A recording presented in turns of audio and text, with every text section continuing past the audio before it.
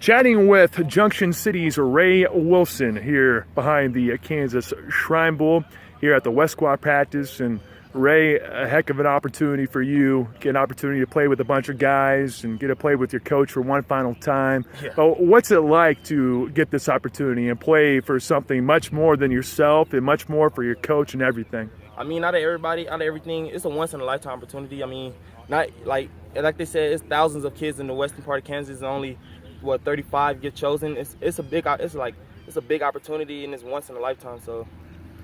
Well, what do you think about getting a chance to play for Coach Z for one final time? I'm sure that's some emotion there for you, I imagine. Yeah, I mean, I thought after the season, I thought I would never get to play for him again. But then I thought in my head, like, well, he's about to be the West head coach, so that's probably my opportunity to play for him once again. And then, like, also thought about, like, during the season we kind of bumped heads a little bit. And I was like, man, I don't know if I want to play for him. I don't know if I'm ready to move on. But it's a good opportunity to play for him one more time. Yeah, for sure. And then you get an opportunity. I think Christian Azores is here as well, so you get a chance to play with a teammate as well. Yeah, like Chip is like one of my best friends. We've been best friends since 8th grade. Like, I moved out here, then he moved out here, and we just kind of clicked ever since then. And, like, he's an awesome player, like an awesome safety. He reads everything correctly. He got great eyes, great footwork. So I'm excited to play with him again. Well, I know you've been walking around smack talking Brady Rust, a guy that you definitely saw in the postseason last year, but now you're on the same offense together.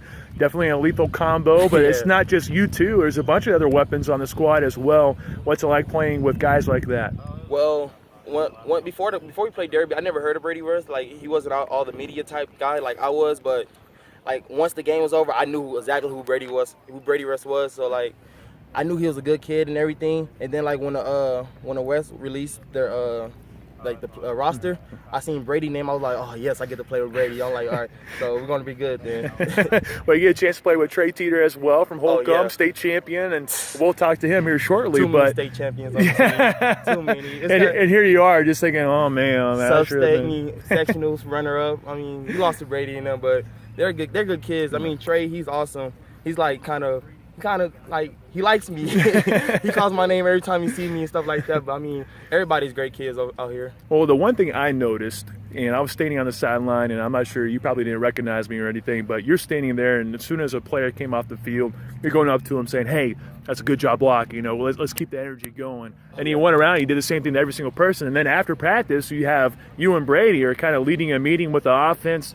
It just seems like you and Brady have really just kind of took over as leaders, and I'm sure that's kind of really rubbed off of everyone else. Even if there's a team full of all-stars, you got to have somebody that leads everybody else, because if you don't have no leaders, then you just have a bunch of individuals, and a bunch of individuals can't win a team game. So we have to bring everybody closer together. Like, we've been working on a family relationship ever since we got here. So, like, that's one of our biggest things, is bringing everybody in as a family. We've been practicing together, sleeping together, showering together.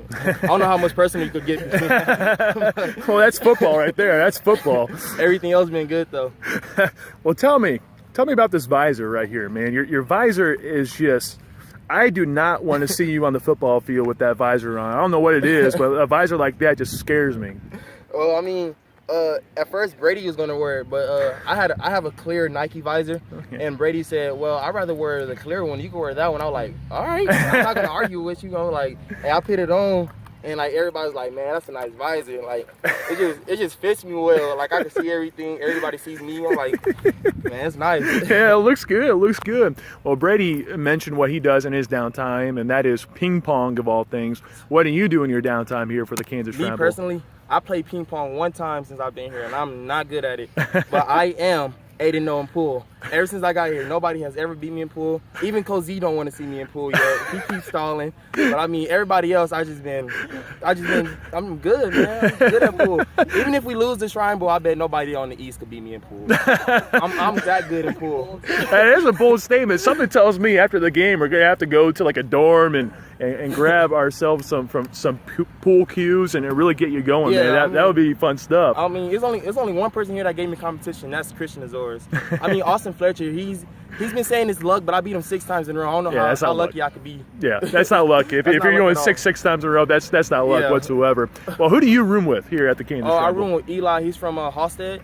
He's a great kid. He's like very energetic. He's like very funny. Every time I walk in the room, I could just know I'm about to laugh because he's about to say something funny.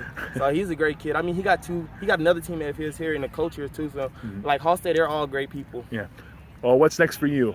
Well, I'm going to Missouri Western. I'm playing DB. Oh, nice. So you're going DB. You're not going to be a running back. You're going to be DB. Yeah. How's that switch? It's going to be, I'm sure, not too difficult, but for you, I'm sure a little bit different being a great offensive player. Well, I played DB for my first 3 years of high school, and I was only running back for my last year. So it's kind of like I want to go back to that side, but then another half of me want to be running back. So I'm going to go down there and see how everything works out. And then, like, if I want to be running back, then I'll switch back over to the offensive side.